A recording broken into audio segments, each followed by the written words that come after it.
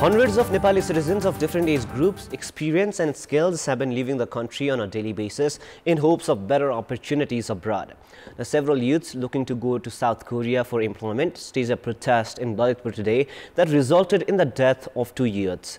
And today's violent protest showed both the frustration among the public towards the state mechanism and the government failure to ensure a conducive environment. Good evening, I'm Prarambha Dahal. Let's begin with the main stories. Kathmandu District Court convicts cricketer Sandeep Lammichhane of rape, the next hearing to determine the jail term.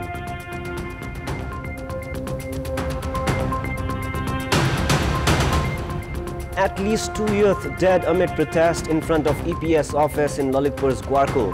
Vehicle of Minister for Physical Infrastructure torched. 12 people killed and dozens wounded in a wave of Russian attacks across Ukraine. Ukraine's president says Russia used nearly every type of weapon in its arsenal. And it's Lalitpur City against Dangadi FC in the finals of the Nepal Super League tomorrow. The league to get a brand new champion. The Kathmandu District Court has convicted cricketer Sandeep Lammichhane of rape. A single bench of District Court Judge Sisiraj Thakal, after hearing arguments from both the victim and the defendant's side, concluded that Lammichhane was guilty of the alleged crime. The next hearing, scheduled for 10th of January coming month, will determine the jail term and the expanded sentence for Lammichhane. However, the court has concluded that the victim was not a minor based on her birth certificate and other documents. Based on her birth certificate, she was born on 2nd of July 2004. The court, however, concluded that Sandeep Lammichhane had taken advantage of the victim's poor financial state and had raped her. Lammichhane now faces 7 to 10 years of jail term based on the existing laws of the country. During the hearing today, the victim, who is known as Gaushala 26, had presented her arguments as well. On September 6, 2022, the victim had filed a complaint at the Gaushala police saying she had been raped by the cricketer. Lammichhane at that time was in Jamaica to play in the Caribbean Premier League. He returned to the country on 6th of October that year and was arrested upon arrival from the Trivandrum International Airport. The case against Lammichhane was filed at the District Court Kathmandu on the 1st of November and Lammichhane was sent to judicial custody. On January 2nd this year, the Patan High Court had granted his bail against 2 million rupees with a condition for him to remain in the country. Lammichhane and the Office of the Attorney General then went to the Supreme Court against the High Court's decision. A joint bench of Justice Sapana Pradhan Malla and Kumar Chudal then allowed Lammichhane to travel abroad to play professional cricket, saying that he was a national team player. The Kathmandu District Court had been looking after the case since 1st of November 2022. Most of the judges who looked after the case had rescheduled the hearing for 4 times, demanding for documents related to the victim's birth certificate. Judge Raju Kumar Khatiwada had even asked for the victim's mother's birth certificate. 2 youth have died after the police used force during the protest by youth demanding for participation in language test for employment in South Korea. Around 2,000 youth had gathered at Lalitpur's Balkumari in front of the office of the EPS this afternoon. The agitated youth had vandalized public vehicles, resulting in police action. The protesters also torched vehicle belonging to Minister for Physical Infrastructure and Development and Transport Management Prakash Jwala, following which the police fired the shots.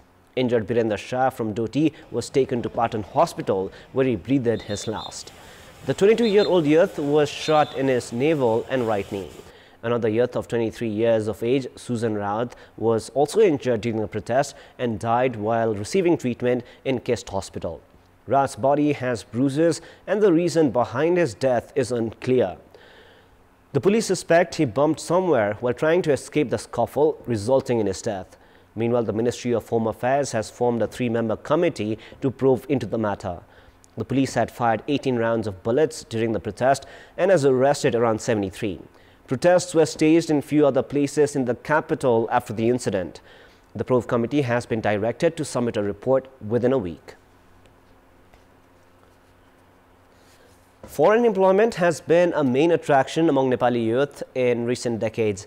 Every year, more than 600,000 youth leave the country seeking for job opportunities. South Korea is one of the most desired destinations for migrant workers. The government of South Korea has been taking in Nepali workers based on their skills and language capability, which is the employment permit system. The program that has been in operation since 15 years has caught controversy this week.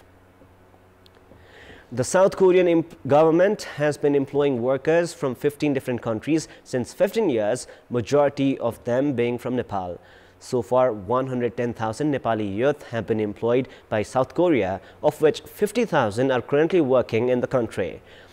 Nepali nationals are engaged in the agriculture and industrial sectors, and this year the government of Korea had announced of taking in workers for shipbuilding, which caught controversy. On August this year, South Korea had called for applications for the shipbuilding jobs. 32,000 had applied for the 4,000 job quota and 28,000 failed the tests.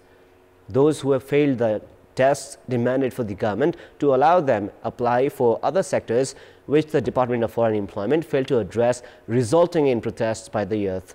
A few youth had knocked on the doors of the court before this, who were allowed to participate in the tests. However, the remaining were still deprived of the opportunity.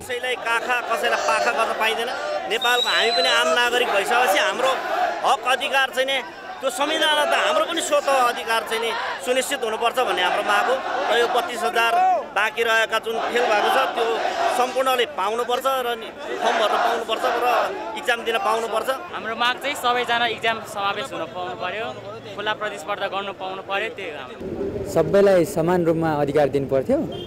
18 जनालाई मात्रै firm भर्न दिइयो। यसमा 18 जनाले मात्रै भर्न पाउनुहुन्छ, नत्र अरु दुख नपाउनु होला, अरुले भर्न पाउनुहुन्न है भन्देको भए त म आउँदिन थिए। यसमा यत्रो ठुलो आन्दोलन गरेर हामीले माग पनि राख्न खोजे हैन, हामीले शान्तिपूर्वक र एकदम सुधारात्मक कसरी हुन्छ त्यसलाई चाहिँ हामीले माग राखेका हो। The South Korean government had announced of taking 16,000 Nepali workers in the year 2024, for which 143,000 Nepali youth had appeared in the language test under EPS. According to the Ministry of Labour and Employment, there are around 1.6 million youth unemployed in the country. The country produces over 500,000 labour force every year, and the recent incident has shown how the government has failed at generating employment opportunities for the labour force. Every year, thousands of students leave the country in pursuit of quality education abroad. Unfortunately, majority of those with foreign qualifications have failed license tests back home. In such recent instance, 88% of those who have studied abroad failed the license test by the Nepal Engineering Council. Experts say the scenario has resulted due to the practice of allowing students go abroad for technical education without entrance examinations. 5,821 had appeared in the council's test, of which only 1,281 were those who had qualification from foreign institutions, 95% of whom had studied in various universities in India. Just around 165 of them cleared the test. Experts highlight on the difference of curriculum of engineering between countries and say the practice of taking in students without holding entrance examination was one of the many reasons for the result. In the third round engineering registration test, 2,746 had cleared the test. 1,665 of them were from Tribhuvan University. Anyone willing to practice in this sector will need the license. The failure of majority of the others, experts say, has shown that the investments made on them by their parents and guardians and the time invested have gone to waste. They also say that the scenario raises serious questions on the quality of engineering education. In previous practice, around 8,000 of those with bachelor's degree certificate would automatically get an engineering license. The mandatory license test system was implemented last year. It is now time for our segment Public Pulse, where you text us with your opinion. Public Pulse. Before we ask today's question, let us take a look at the result from yesterday's poll. Yesterday we asked, what should be done to ensure justice for victims of faulty cooperatives? 54% voted for A, return the deposit amount, 25% voted for B, action against operators, and 21% voted for C, improve existing laws. And here is our today's question. What do you think of majority students with foreign academic qualification failing license test? Your options are A, weak education, B, inadequate preparation, and C, strict examination. The voting is on. Type NEWS, select your option A, B or C, and send it to 34001 to share your opinion with us. In our public voice segment, we've asked in several provinces what should be done to make provincial governments effective. Let us now take a look at what they had to say.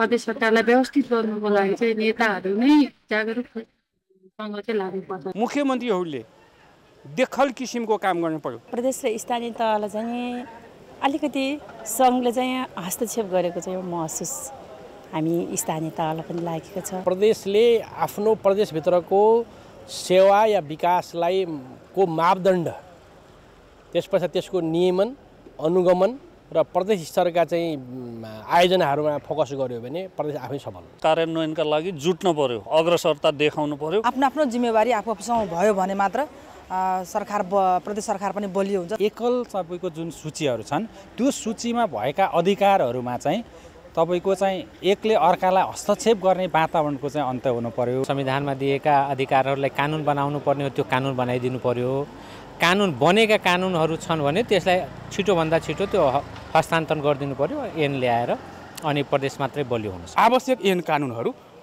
संघबाट बनाएर प्रदेशलाई हस्तान्तरण गर्नुपर्ने हुन्छ आत्मनिर्भरतादेखि लिएर सम्पूर्ण कुरालाई पहिलो number जोड दिन पर्यो जुदेका नियम कानुनहरूलाई त्यसलाई तपाईको चाहिँ के अरे फराकिलो हिसाबले आजै गर्ने हिसाबले हिजोको कानुनलाई थाँती राखेर त्यो खाली गराउनु पर्ने जस्तो लाग्छ जो प्रदेशमा लागू गर्नुपर्छ पावर दिनुपर्छ कांग्रेस के अरे प्रदेशको केन्द्रले त्यो उनका अधिकारहरूलाई हस्तक्षेप गर्न भएन प्रदेश सरकारले स्थानीय तह र केन्द्रसँग समन्वय गरेर काम गर्न पर्यो संघले तुरुन्त कानुन बनाएर प्रदेशलाई बलियो बनाउने कामतिर लाग्नु चाहिँ आवश्यक छ अधिकारै पाएको छैन प्रदेशले अनि कसरी प्रभावकारी हुन्छ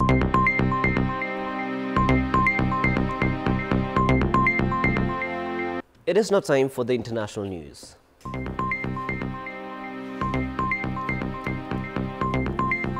Russian missiles hit Zaporizhzhia early, killing one and wounding at least 10, according to Ukrainian officials. The attack destroyed a house and damaged several apartment blocks, according to Yuri Malashko, governor of Zaporizhzhia region. Russia unleashed its largest drone and missile attack on Ukraine in months on Friday, killing 10 people and wounding at least 60 others in Kiev, the south, west and east of the country, officials have said.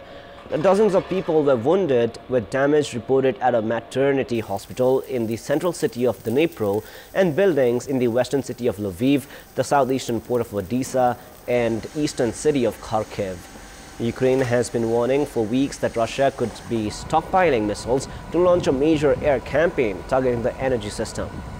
Last year, millions of people were plunged into darkness when Russian strikes pounded the power grid.